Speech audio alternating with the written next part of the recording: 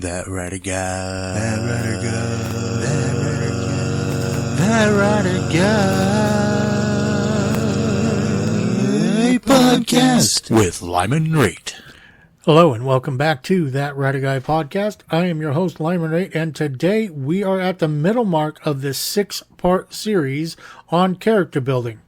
The topic for today will be on things to avoid when creating and putting in your character and what you are doing with your character building.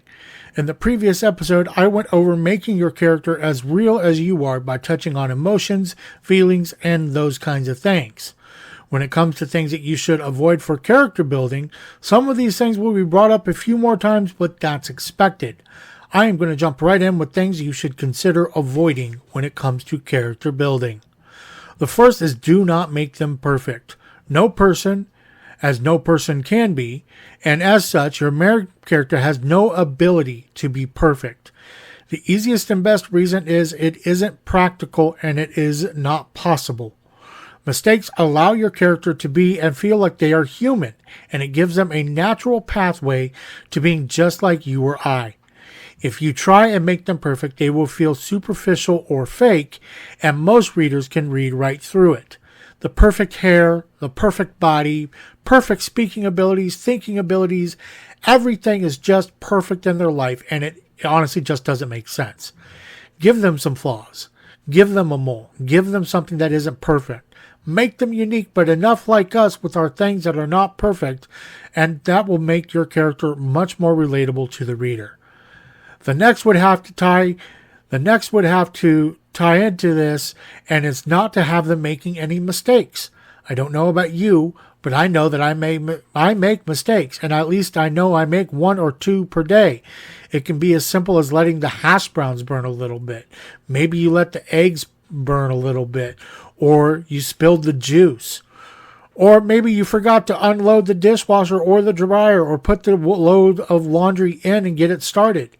Maybe you forgot to feed the dog or feed the cat. Trust me, they'll let you know if you did. But it could be something like that, and it could be something real simple. Everybody makes mistakes. It's human, it's natural, and a normal thing to have happen. Even so, these are minor inconveniences and not really major mistakes. If you have them coming into a place where they have to make a decision, and they make a decision one way, make a mistake, and move on. But they need to learn from that mistake and to show that they have obtained knowledge, experience, and growth from it to not make it again. Mistakes are something we all do. Some are bigger than others, but every single person makes mistakes in some form or fashion. If your character isn't making a mistake at some point, then they aren't human or human-like. If you realize this is happening, fix it. Which leads me to the next point. Do not, and I repeat, do not just have them do something to change the story and move the story along. It can be very obvious and a very bad thing to do. Instead, you can adjust the story to fit things in that would fit where they are and who they are, and don't make it so abrupt and different. If they are a person who hates conflict, don't suddenly have them fly into a fit of rage, and now all of the conflict of everything is in their face, unless you have it written in a progressively that they are going to do so at this point. Adding something that doesn't fit who the character is, or just to add it just to try and push the story forward, means you need to rethink your strategy. And you also need to work to get the story back on track. Either do that or scrap that part of the story and rewrite it to fit things better where you want them to go. From this point, I can tell you that one of the biggest things you need to avoid in writing your character is to write a version of you in the story. And by writing yourself in the story, you can find that you can tweak things to be a better version or possibly a worse version of the real you, and this can have adverse consequences. I have heard of someone who was severely depressed who, throughout the help of their therapist, was able to use the writing as a catalyst to become better and a better version of themselves. They did this through putting themselves in the stories which were to be real-life types of situations, but were required to be ones that had positive and good outcomes. This is one of those few instances where writing yourself into the story can be a good thing. But there have also been adverse effects where writing yourself into the story can be bad.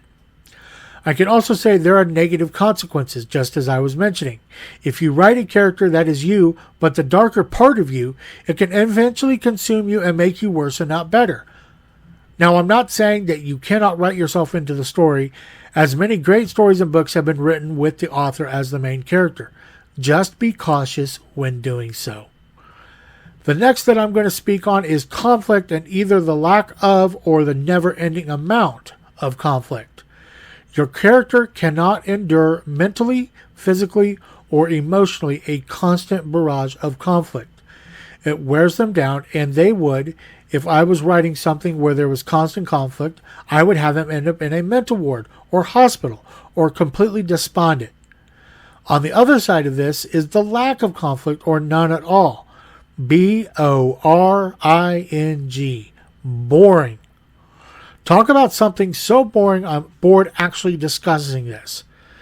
The human mind needs conflict in some kind, in some fashion, in some way, in order to properly engage in some activities.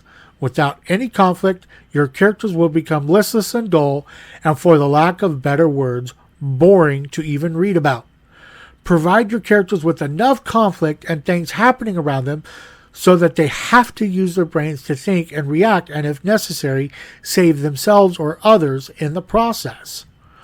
Your characters are yours to create, but even with that power, you must still remember that if you want a reader to love your character, you have to create something they can relate to. Without the human-like touch of what it is to be human, then you have more of a robotic mess of a character than a human-like character. And that is everything I have for this episode, and I thank you for joining me today. If you've enjoyed this podcast, I do ask that you please go over to my Facebook page, That Writer Guy Podcast. Give it a like and a follow. Send me a message.